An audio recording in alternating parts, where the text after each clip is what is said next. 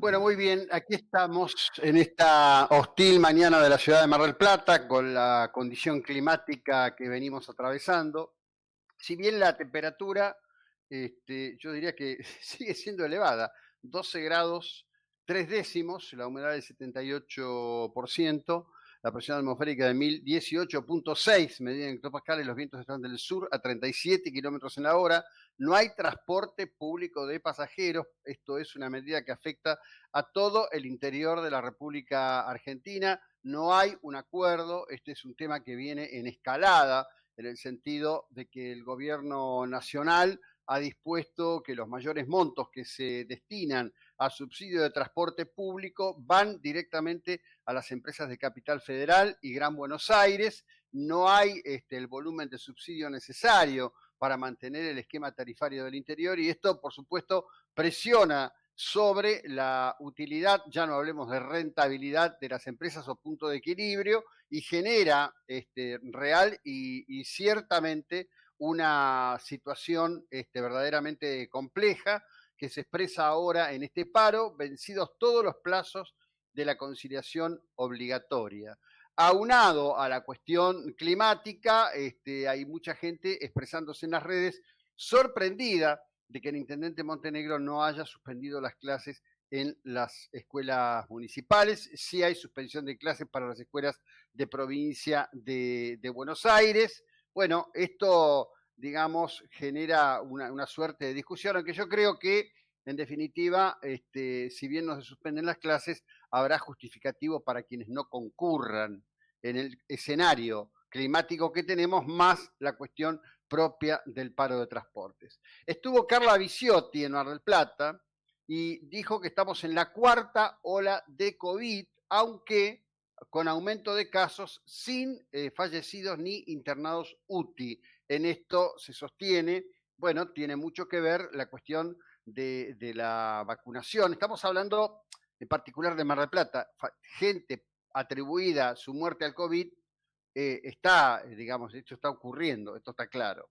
Pero recordemos simplemente para entender por qué cuesta tanto creer en la palabra de las autoridades, que el día 27 de octubre de 2021 y en el mes de noviembre del mismo año, el titular de Zona Sanitaria Octava, el señor Vargas, había asegurado que Mar del Plata está cerca de la inmunidad de rebaño. Esto lo dijo Vargas a distintos medios de comunicación de la ciudad de Mar del Plata, que bueno, fueron sumándose a estas apreciaciones que por lo menos desde aquí siempre hemos puesto en un entrecomillado. En aquel momento Vargas decía 493.000 personas vacunadas con ambas dosis, hablando de Mar del Plata, anticipando que en ese momento se llegaría a las 500.000 en la progresión, certificando en su palabra, como titular de Zona Sanitaria Octava, que en la vacunación desde inicio de 2021, con 10 meses, se está por 77, por encima del 77% en la provincia, esto es, hablando de vacunación COVID, con lo que estamos, dicen, muy cerca de la inmunidad de rebaño, 74% de segundas dosis, por encima de 88% de primeras entre quienes se fueron anotando. Después mantuvo su posición Vargas y en el mes de noviembre volvió a afirmar con nuevos números, con más datos, con más volumen de vacunados, que esto está, ya estaba, ya era prácticamente un hecho. Carla Viciotti dice cosas distintas cuando viene a Mar del Plata, no es de extrañar, tienen un parlamento para cada momento. Había señalado ya el titular de salud de la capital federal, el señor Quirós, que estábamos frente a una nueva ola, cuestión que genera comentarios muy encendidos y molestias entre aquellos que ven todo esto simplemente como un tema del poder, un tema del Estado, un tema de dominio, vinculado a las teorías conspirativas, de eliminación de la supremacía blanca sobre las sociedades, etcétera, etcétera, etcétera. En este punto, digamos, las apreciaciones de Viciotti, que hace mucho, mucho, mucho que no debiera ser ya funcionaria pública y que tiene mucho, mucho, mucho que explicar con el tema de los negocios con el laboratorio Sputnik, por la vacuna y con el laboratorio Gamaleya. Bueno, se hizo presente en Mar del Plata, inauguraron un laboratorio de bioseguridad nivel 2 en el INE. Allí se deben hacer estudios de tuberculosis y virología, que es lo que tiene que ver originalmente con este Instituto Nacional de Epidemiología. Bueno, se habla, por supuesto, del tema de la inversión, de los dineros destinados, etcétera, etcétera, que vale la pena citar, una vez más, son fondos públicos, ¿no? Habló de una obra realizada en 8 meses con un esfuerzo enorme. A ver, me parece que estamos hablando de funcionarios, de técnicos, de personas que tienen las responsabilidades de llevar todo esto adelante. Esta necesidad siempre de ponerle como un marco épico. Esto es histórico, es la primera vez, hemos hecho un esfuerzo enorme. Bueno, el laboratorio permite trabajar en condiciones de bioseguridad y ahí dijo que, bueno, que ellos priorizan invertir, cumplir con la palabra, pensar estratégicamente, gestionar la inversión. Bien, en ese contexto es cuando Viciotti dice la cuestión referida a que evidentemente ya estamos ante una cuarta ola y pide bueno, volver a poner la atención en las cuestiones que tienen que ver con la tercera dosis, está la discusión si la cuarta dosis, bueno, en fin, hay todo un tema que indica que no hay efectivamente una política de Estado seria frente a todo esto, que hay demasiada gente hablando y demasiada gente tratando de tener títulos importantes para poder destacar. Recordemos que en aquel momento el señor Vargas, titular de Zona Sanitaria Octava, estaba más pensando en ver si podía colar en la política a través de alguna de las listas que en lo que realmente tenía que hacer, que es ocuparse de la salud pública. Por otro lado, les quiero contar que hace unas horas el presidente de Chile, Gabriel Boric, militarizó la región de la Araucanía, en el sur de Chile, ante el incremento de la violencia que llevan adelante los grupos mapuchistas. Hemos decidido hacer uso de todas las herramientas para brindar seguridad, dijo la ministra Isquia Siches, anunciando que despliegan militares en el sur del territorio. Es decir, no es un problema de la derecha la violencia mapuchista, parece que ha aprendido Boric, sino que es un problema de que hay grupos que creen que la violencia es un instrumento para la conquista del poder. El gobierno decretó el estado de excepción en 2 provincias del sur, la medida que criticó de manera enfática durante meses por permitir en su momento el gobierno anterior el despliegue de las Fuerzas Armadas buscando apaciguar la creciente violencia en la zona del denominado conflicto mapuche.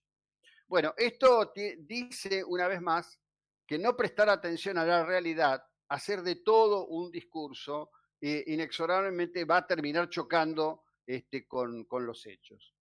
Por otro lado, y en referencia a lo que está ocurriendo, en un ratito vamos a estar hablando con Rodrigo Goncalves, les quiero decir que la información que puedo brindar ahora es que la noche ha sido relativamente tranquila, los vientos nunca llegaron a la intensidad de huracán extratropical que había planteado el Servicio Meteorológico Nacional, así que bueno, esto está como pasando, digamos, en un sentido de algo incómodo, por supuesto, es un clima que nos pone profundamente incómodos a todos. Bueno, la ministra de Exteriores de Suecia firmó la solicitud formal de entrada en la OTAN. Suecia plantea presentar la solicitud hoy o en el día de mañana en Bruselas. Finlandia, cuyo parlamento tiene previsto votar este martes, la decisión formal acompañaría justamente la misma actitud. Por otro lado, y en relación a todo lo que está ocurriendo en el centro de batalla allí en la invasión rusa a Ucrania, la información es que fuerzas rusas se han retirado de varios puntos de frente, aunque prosiguen con sus ataques en el este del país. El Estado Mayor General de las Fuerzas Armadas informa que las tropas del Kremlin sufrieron pérdidas, se retiraron del frente de Sievierodonetsk. Sin embargo, se da una información que habla de 19 civiles muertos, entre ellos un niño por bombardeo en las regiones de Donetsk y de Lugansk. La noticia, en términos digamos, fuertes y particulares que tienen que ver con todo lo que está ocurriendo, es que se ha confirmado que concluyó la batalla de Mariupol. Unos 260 hombres que estaban todavía allí salieron, están en poder de las tropas rusas. La batalla por Mariupol ha concluido. El Estado Mayor ucraniano ha señalado que no es este el momento, pero que Mariupol, como todo el resto de los territorios ucranianos, van a ser recuperados. Veremos en el decurso de los próximos días o quizás meses cómo es que esto realmente se da o cómo impacta de ahora en más esto en la situación al respecto de la batalla misma, de lo que está ocurriendo. En lo que viene siendo hasta ahora una información muy confiable, fuentes de la inteligencia occidental sostienen que Vladimir Putin decide sobre los movimientos de sus tropas en el Donbass. Hay bastante sorpresa en este sentido. Tal como lo hizo Stalin en los primeros momentos de la operación Barbarroja, Putin toma decisiones operativas sobre el decurso de la guerra, obviando las directrices de sus generales. Dicen que esto tiene que ver con el resultado de miles de bajas entre las tropas del ejército ruso. Según fuentes de la inteligencia occidental citadas por el diario The Guardian, Putin ha comenzado a tomar decisiones de muy bajo nivel sobre la guerra en Ucrania. Cuando dice muy bajo nivel significa que son órdenes de carácter táctico, que están, digamos, en el nivel de un brigadiero, de un coronel. Putin sostiene este informe, interviene en la toma de decisiones tácticas y operativas. Dependiendo del sistema de rangos militares de cada país, Putin habría participado en cuáles tienen que ser los movimientos del ejército ruso en la región del Donbass, donde se concentran actualmente los combates después de las primeras semanas en las que el Kremlin creía que iba a un triunfo express, ocupando Kiev y paseando en las orcas caudinas al presidente Volodymyr Zelensky. Recordemos que la situación llegó a ser percibida en esa intensidad de tal gravedad que el presidente Joe Biden le ofreció a Zelensky un avión para sacarlo del país a él y a su familia y a aquellos que considerase estaban en riesgo de vida si efectivamente los rusos entraban en Kiev, cosa que nunca ocurrió y todo parece indicar que jamás va a ocurrir. Si bien en este momento hay un escenario de mucho debate al respecto de todo esto, digamos en la Argentina inclusive hay gente como Guillermo Laferriere que dicen que creer en un triunfo ucraniano es utópico y que la realidad del peso de las fuerzas rusas terminará imponiéndose de una manera o de otra. Con el diario del día de hoy podemos decir que nada de eso se parece a lo que está ocurriendo. Muy por el contrario, la precariedad de los medios rusos, la denuncia de jóvenes rusos tomados prisioneros que señalan que sus propios oficiales le quitan la vida a aquellos que son heridos en combate.